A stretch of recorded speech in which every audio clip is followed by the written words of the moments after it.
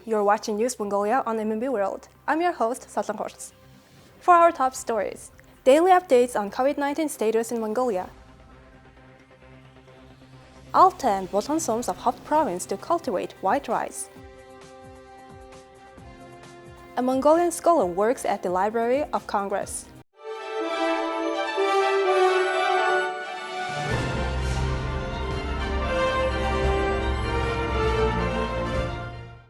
The Ministry of Health and the National Center for Communicable Diseases provided its regular updates on COVID-19 status in Mongolia. On Monday, 2,089 new cases of COVID-19 were recorded in Mongolia. The Ministry of Health today reported that 2,089 new COVID-19 cases were detected after tests were carried out at PCR laboratories across the country. No one died of COVID-19 complications in the past 24 hours. All new cases are of domestic transmission, 1,373 out of which were confirmed in Ulaanbaatar, and the remaining 716 were confirmed in the provinces. 11,573 COVID-19 patients are being treated at hospitals nationwide. Additionally, 54,136 patients are being treated at home. Among the COVID-19 patients being treated at hospitals nationwide, 3,731 are showing mild symptoms of illness and 103 are in critical condition. As of now, around 2.17 million people have had 2 doses of COVID-19 vaccine, and 31% of the population has received the booster shot so far. The anticipated COVID-19 peak is to be reached around Lunar New Year. Hence, officials warn the public against the risk of getting exposed to the virus, and it is advising people not to celebrate the holiday widely. The energy sector is very busy this winter. We want to show you a good example of sharing the burden of the energy sector and generating energy at a household level. Oskonbatar, a resident of the 20th Hora of Sukhwatar district, provides more than 60% of his household energy through a self-made solar power plant. My goal is to contribute to the development of a standardized energy solution that will not emit any gas or affect air pollution in the face of global warming. Here's a look at Oskonbatar's household electricity consumption. The solar plant generates 416 watts of electricity and 109 watts comes from the central grid. It uses a total of 421 watts of power per day, and the extra 118 watts is used to charge the backup batteries. In other words, they generate 63% of their energy consumption. However, 37% is taken from the network. This is a solution that has supported the congested energy sector. For example, the Oskonbatar family operates 2 solar power plants with an installed capacity of 15 kilowatts. The solar panel behind me has a built-in capacity of 10 kilowatts. In addition, they have built a 5 kilowatt solar power plant with batteries. As a result, they supply more than 60% of their total energy consumption using their own energy. This is a 400 watt per panel, so you get 3.2 kilowatts from the sun. Solar energy is taken directly and then converted into energy. It is a 10 kilowatt power plant that converts the energy come from the panel into direct current and alternating the current. In the winter, 8 to 10,000 kilowatts of energy is used. So we get 1,000 kilowatt from a solar station and a further 1,000 kilowatt from the solar panel. In total, it produces about 2,000 kilowatts of energy. In the winter, it provides 30 to 40%. It provides 70 to 80% of total consumption in spring, and in summer it provides almost 100%. This means that on average 50 to 60% of the annual energy needed is generated by solar power. Energy is produced at a very high price. Today we have a very high selling price. Therefore, saving 1 kilowatt of electricity means contributing to the energy sector. Power-generating households are now able to supply electricity to the central grid. The tariff per kilowatt-hour of electricity supplied to the distribution network from renewable energy sources is set at 140 to 221 Mongolian Turkics. There is a procedure to connect households and businesses to the central network if they provide renewable energy sources of their own needs. Since then, people's initiative has increased and a lot of suggestions have been received so far. When it is sunny during the day, it is possible to give 20% of the energy to the network. The number of households producing electricity in this way continues to increase. This has the advantage of reducing the load on the energy sector, and it also decreases air pollution. Last year, Mongolian farmers harvested 13 tons of rice with some reserved for future cultivation. Depending on the weather, it's expected that 500 hectares in Altai and Bulgan soums of Khovd province can eventually be dedicated to cultivating white rice. In Mongolia, private farms have led the way in growing rice locally. This year, around 100 hectares will be used to cultivate rice. In general, we are researching the possibility of growing other crops to require a warm environment in these areas. This year, in addition to Baintlik soum, we plan to plant rice in Altai soum and Bulgan soum of Khovd province. For example, research has been conducted on 300 hectares in Altai soum and 200 hectares in Bulgan soum. If conditions are good, we plan to plant rice on 100 hectares this year. In Baintlik soum, rice was planted on 20 hectares and 13 tons of rice were harvested. This year, they plan to cultivate 5 times more and reap a rich harvest. Irrigation will come from local rivers like Bulgan River and Bodanching River. The area is close to Bulgan River and some springs. Research is underway on how to use surface water, such as rain and snow on lakes and ponds, how to create water storage and solve irrigation issues. If we cultivate rice for many years in the same area, self-fertility and yields will decrease. 8 tons of rice will be harvested from 1 hectare in Baintlik soum. If you plant crops in this area for 2 to 3 years, the harvest will decrease. Again, we will study other areas and plant rice. Over the next 5 years, 1,000 hectares will be used to cultivate rice. This year's harvest will be sold in the domestic market. Our next story is about a Mongolian teacher in the United States who teaches researchers the Mongolian language. I first came to the United States in 2002 and started working as a foreign lecturer at the University of Indiana. Now I work as librarian in the Mongolian language and literature section of the Library of Congress. He says Mongolian language and culture should be taught in every country Mongolian children are growing up in. He considers the language important to the nation's cultural immunity, and with the support of his friends opened a Mongolian language and culture center in the United States.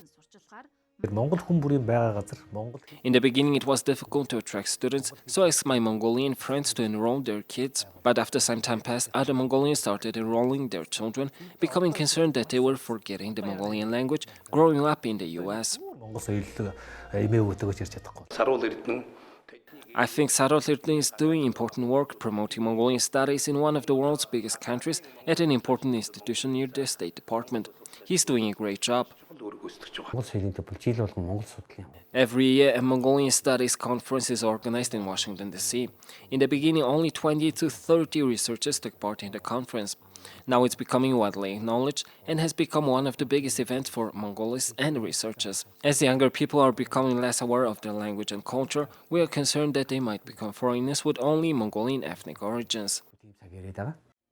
One of Sarolirtin's recent projects is related to the discovery of books at the Library of Congress that were written in Mongolian script. One of the books is of poems about the United States, written entirely in Mongolian script by an unknown author.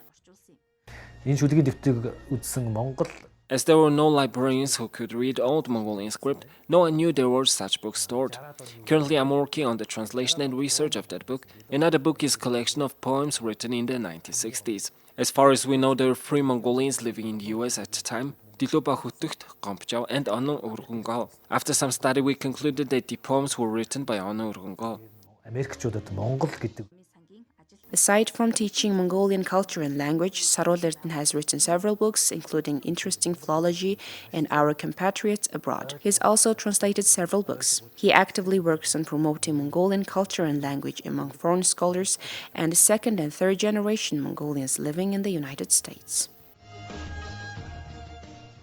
Now let's take a look at the currency exchange rates provided by Mongol Bank.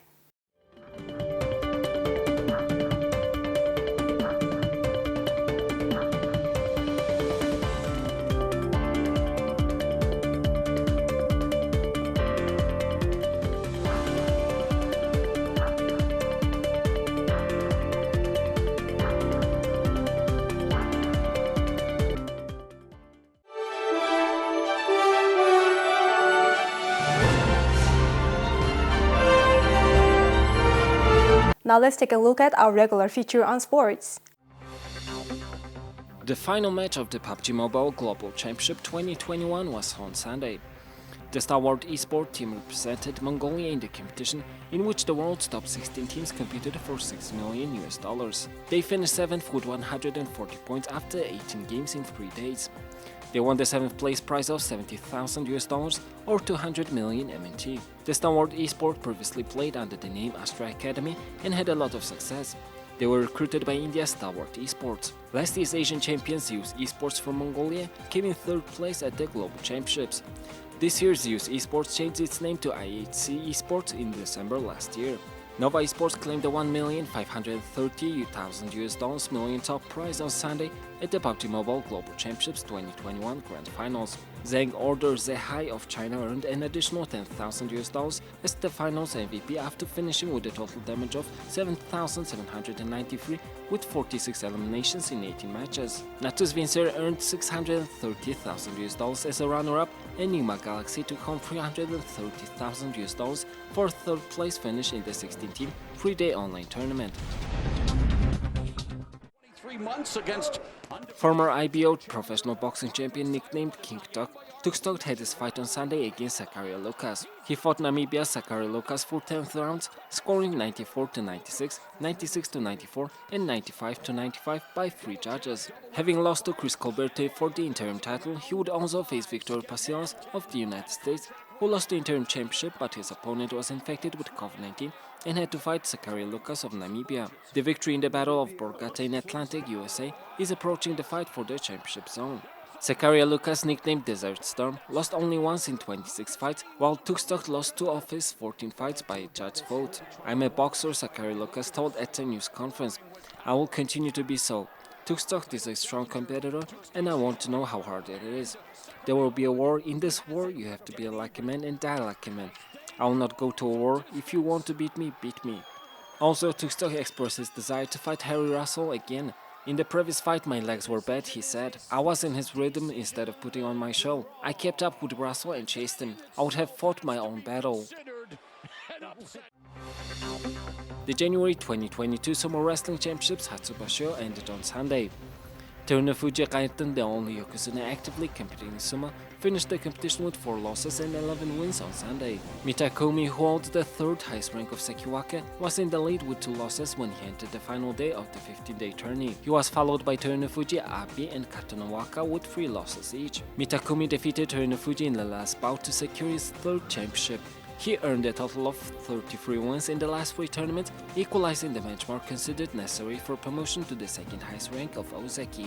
The Japan Sumo Association has decided to hold an extraordinary meeting of its board of directors to discuss Mitakomi's ranking. They are expected to announce that he will be promoted to Ozeki.